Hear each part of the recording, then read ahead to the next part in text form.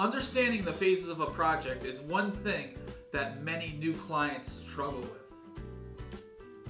Hi, I'm Chris Novelli with N3 Architecture, and when a new client comes to me to work for the first time, often they are mistaken on how quickly a design can be created and implemented and turned into construction drawings, and they don't understand the phases of what it takes an architect to take the information that's in your brain and that you've been dreaming of for years and turn that into a tangible thing.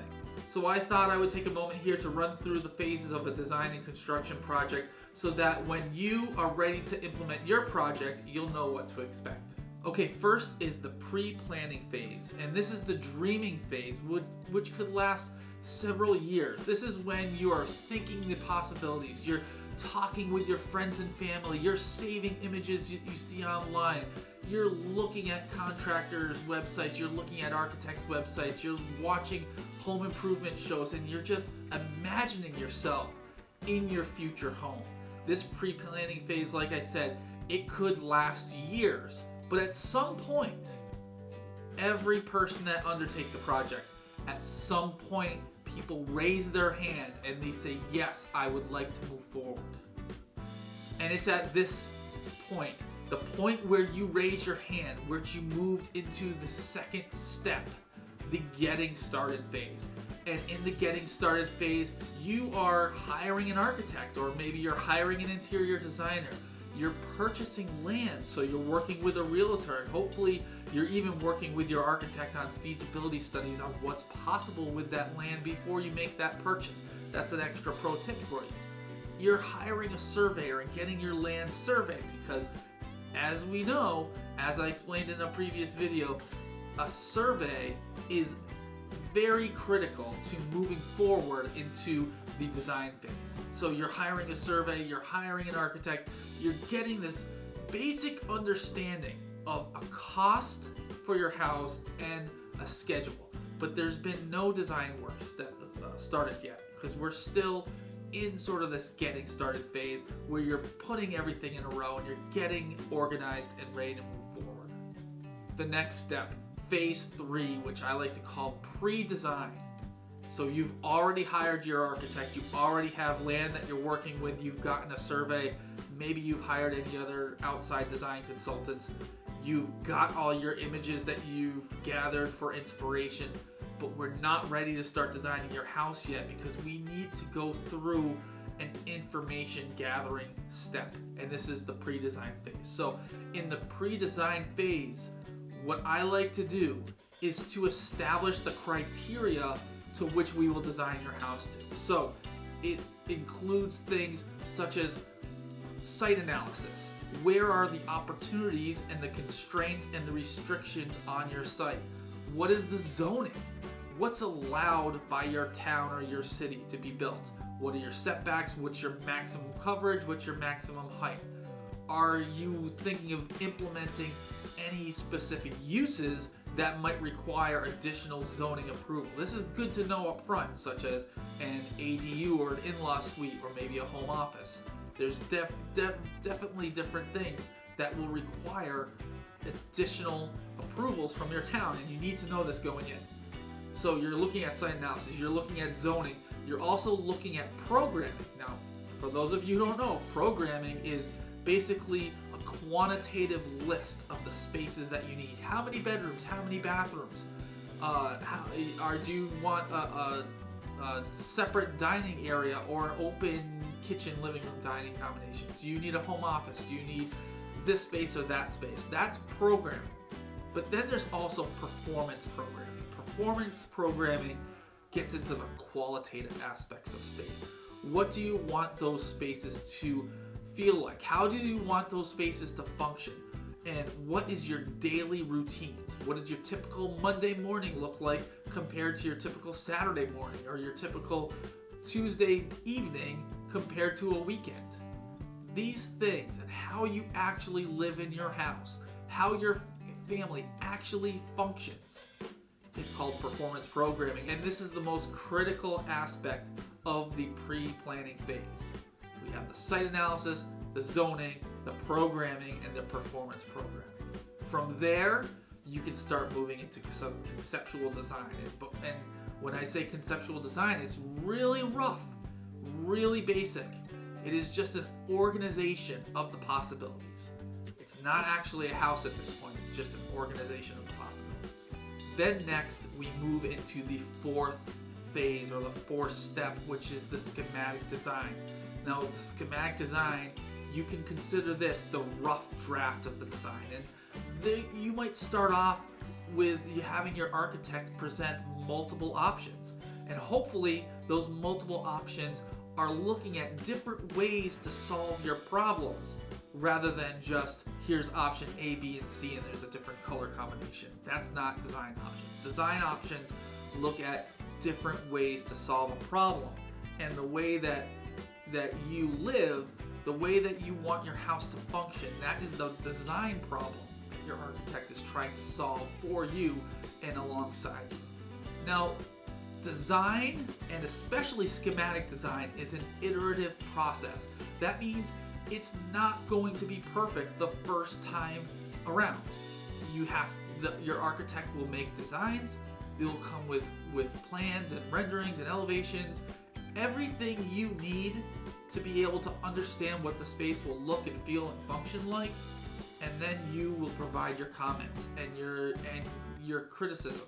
And from there, your architect will then go through a second round of design, and so on and so forth, until you get that house functioning and looking and feeling exactly the way that you envision it. One thing I always tell my clients, especially in the schematic design phase, is I want you to be honest with me. If I'm showing you something that you don't like or that you don't think will work for your family, I want to know about it immediately. Because I don't want to get going down the road with a design, with a layout that doesn't work for you, but you didn't want to hurt my feelings. Trust me, you will not hurt my feelings. So tell me what you honestly think. Tell your architect what you honestly think, and establish that good communication from the start. And eventually, you will narrow down the schematic design options to one option. And it's really something magical that happens, because first you have these conceptual design massings and layouts, and then you have multiple options, and those options keep on getting refined and refined, and there's always a point where it gets to the stage where you can't even imagine the house being something other than what it's being shown as. And that's a really magical point.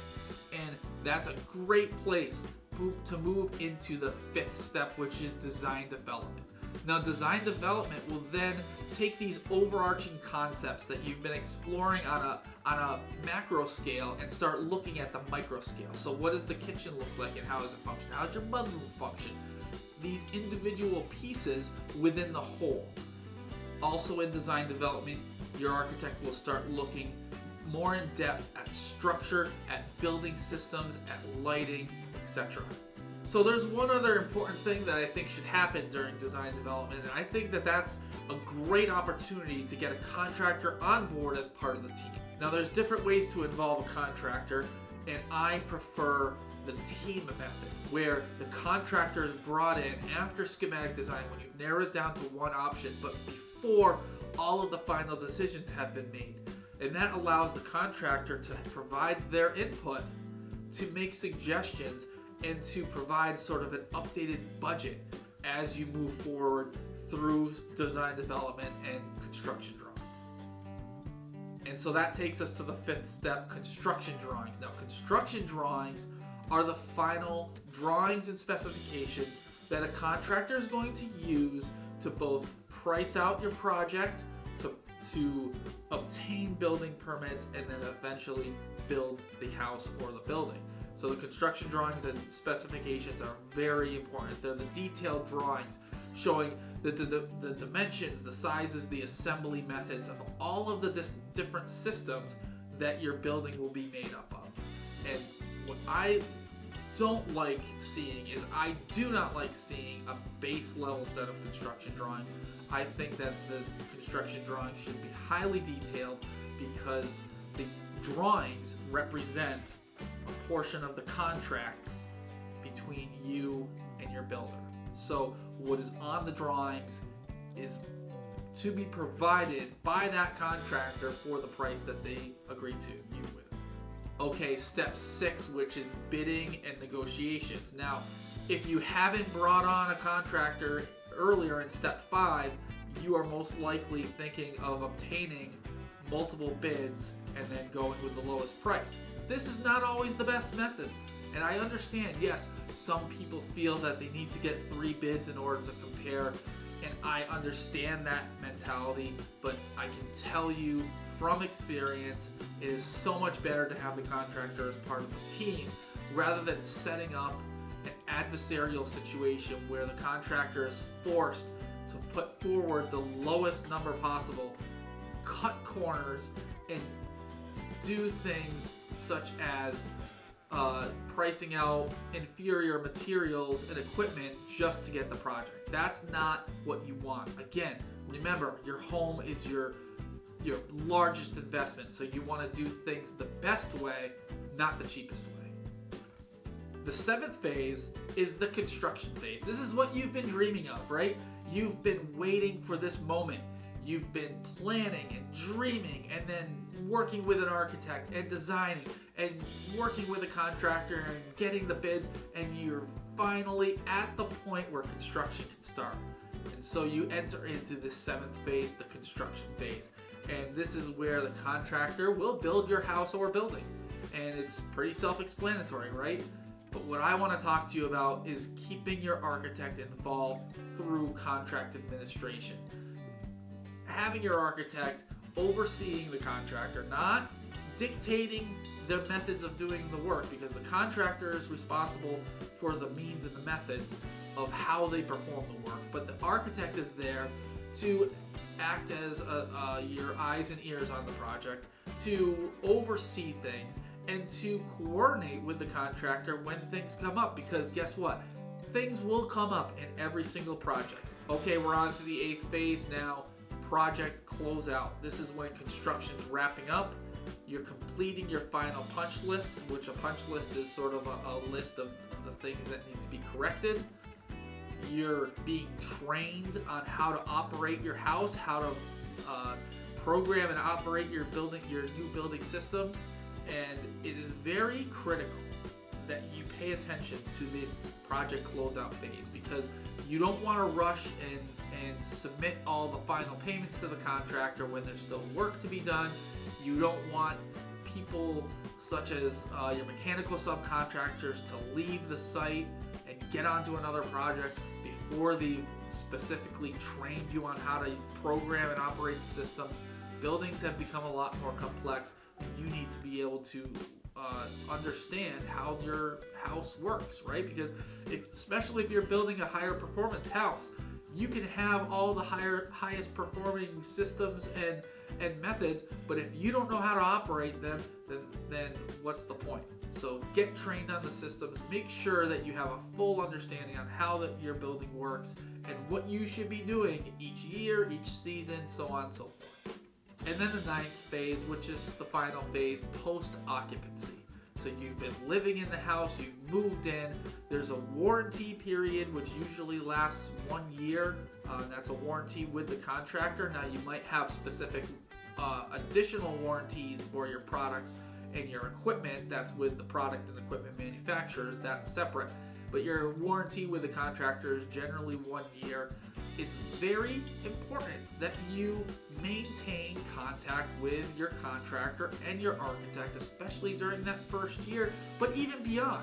I think every architect and every contractor would love to hear from a family that they've built a house for 5 or 10 years ago, and have that family tell them what they love, what they don't love, what worked, what didn't work, and any surprises that they found, any key moments in the house that improve your quality of life. I want to hear about it, and I know your contractor wants to hear about it as well. Okay, so I just gave you a brief rundown of the phases of a project, and I gave them in a step-by-step process.